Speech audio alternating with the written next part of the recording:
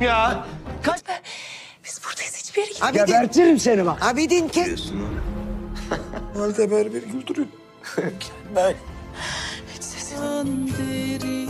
Ferit abi.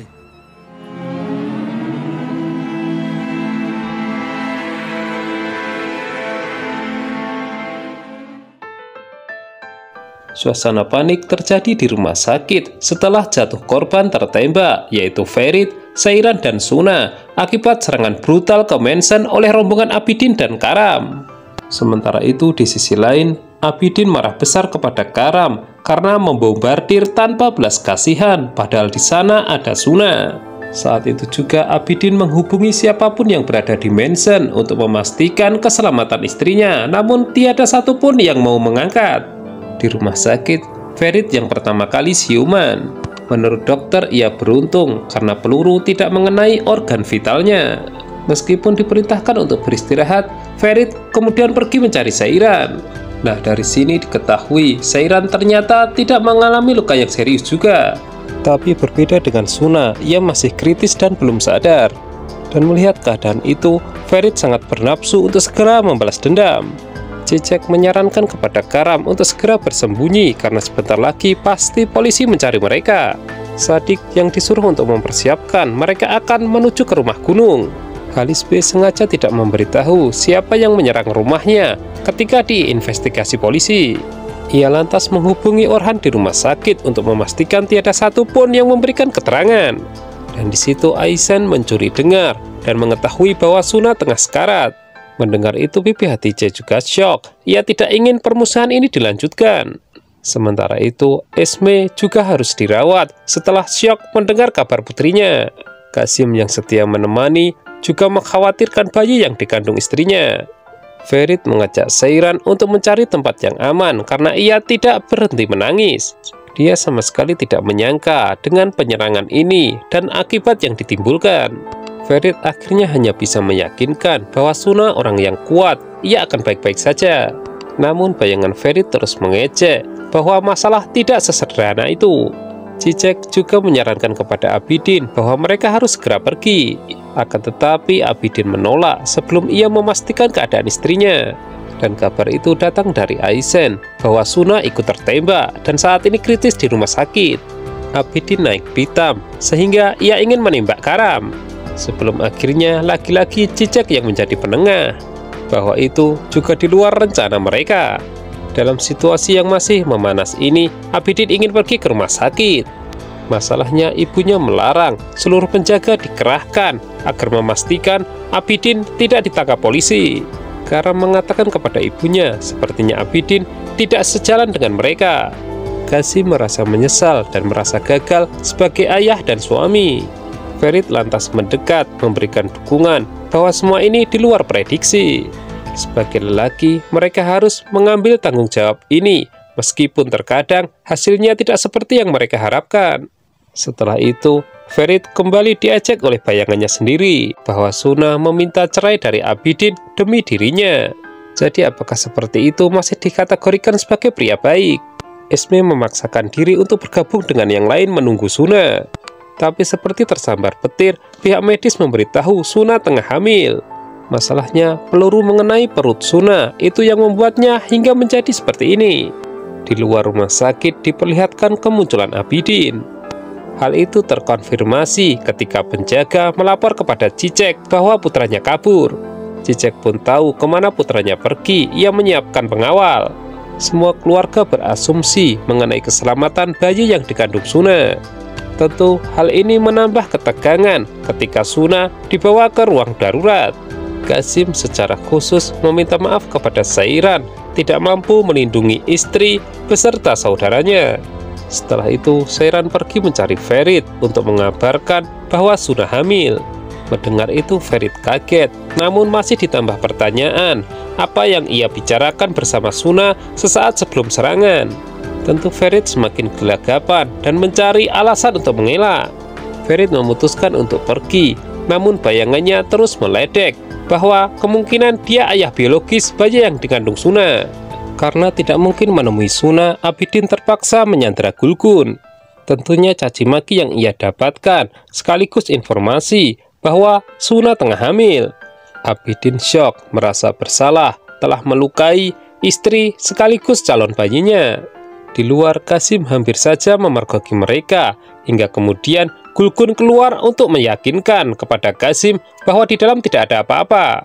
Sementara itu, Ferit mendatangi rumah Cicek, namun tidak menemukan siapapun.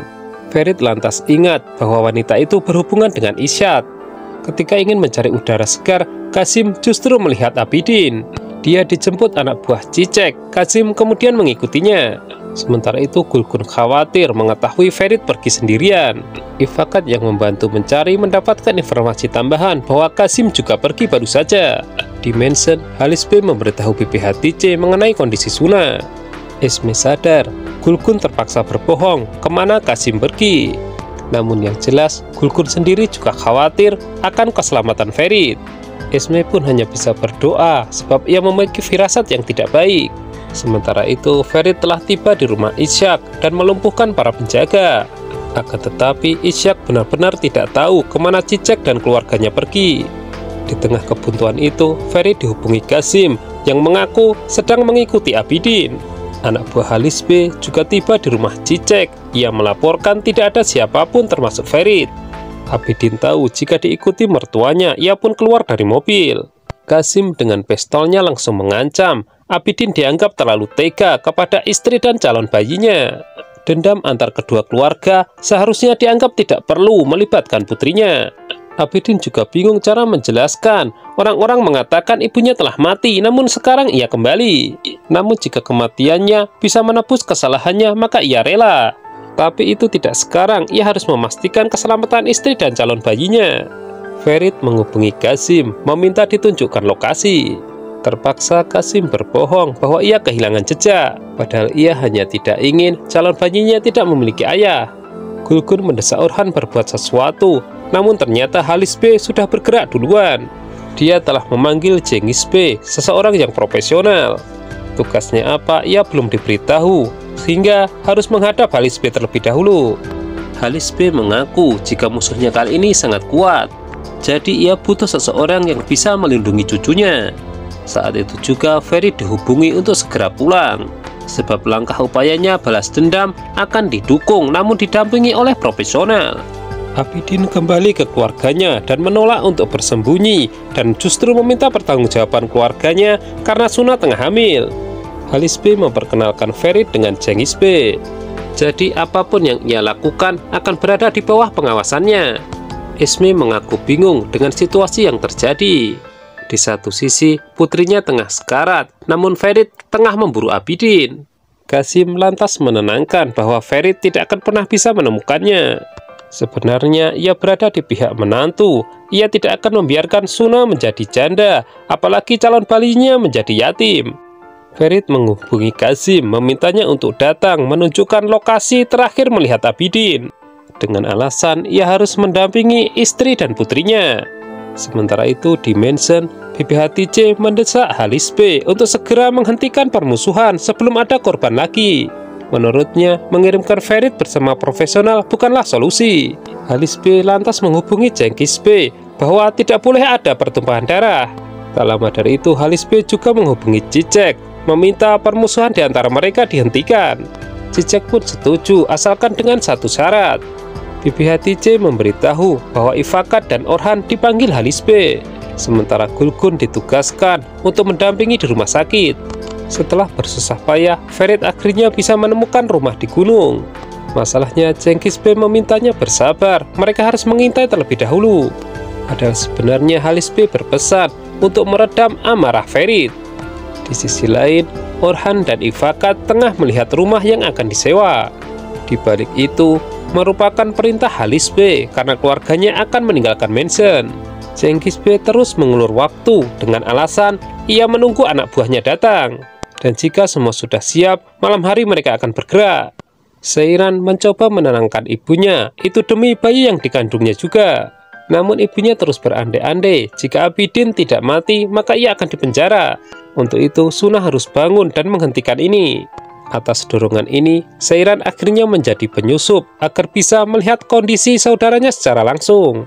Pada saat yang sama, Gulgun ke ruangan dan mencari Seiran, namun tiada satupun yang melihat.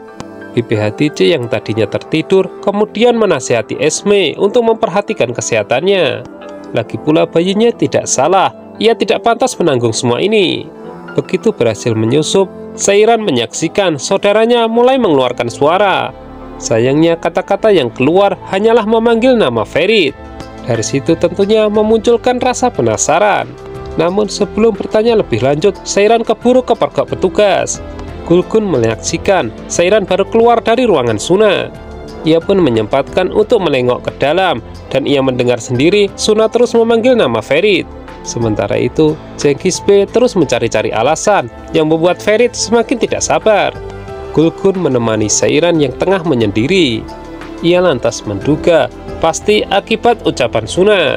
Seiran mengungkapkan pasti ada yang disembunyikan antara Suna dengan Ferit. Gulgun lantas menghibur kemungkinan Suna tengah mimpi. Pemilik rumah yang disewakan menghubungi Gulgun dan memberitahukan bahwa Orhan dan Ifakat datang ke tempatnya. Mendengar itu, Gulgun minta di-share lokasinya. Ketika malam tiba, Ferit mulai bergerak dan didampingi Cengiz-be. Masalahnya lagi-lagi rumah telah kosong. Ferit justru diminta pulang oleh kakeknya. Gulgun akhirnya melabrak Orhan dan Ifakat, namun ujung-ujungnya ia justru malu sendiri karena mereka menyewa rumah karena perintah Halis-be dan bukan tempat untuk mereka berselingkuh. Ferit tiba di mansion sambil marah-marah, namun tiada satupun yang mendengar panggilannya termasuk pembantu. Ia lantas berkeliling dan menemukan sesuatu yang janggal. Semua pakaian penghuni rumah, bahkan pakaiannya sendiri, tidak ada lagi. Bayangannya terus mengejek bahwa semuanya telah berakhir. Ferit telah ditunggu kakeknya di kamarnya. Barulah diketahui permusuhan antar dua keluarga bisa berakhir asalkan mansion diberikan kepada Cicek. Itulah sebabnya kenapa Halis-be menyuruh Orhan dan Ifakat mencari rumah sewa. Ferit tidak terima. Mansion merupakan aset keluarga mereka. Kakeknya lantas menjelaskan bahwa aset mereka adalah keluarga. Mansion tidak berarti apa-apa. Jadi mulai sekarang keluarga mereka akan menjalani kehidupan layaknya seorang petualang. Ketika melihat Cicek, Ferit dibisiki bayangannya untuk membunuhnya dengan mencekik. Namun hal itu urung ia lakukan akibat nasihat sang kakek sebelumnya. Ferit diajak kakeknya keluar mansion dengan tersenyum dan mempersilahkan pemiliknya yang baru menguasai. Keluarga Sanli berkumpul untuk melihat keadaan Suna. Akan tetapi tiba-tiba para petugas medis berlari untuk memberikan penanganan khusus karena ternyata Suna dalam keadaan kritis. Selang oksigen dipasang, bahkan alat pacu jantung digunakan. Para petugas medis berusaha keras. Bersamaan dengan itu, Esme terus histeris. Beberapa waktu berlalu, semua dalam kecemasan. Bibi Hatice keluar dengan raut wajah sedih. Kita tidak diberitahu apa yang ia ucapkan, namun semua terlihat kaget.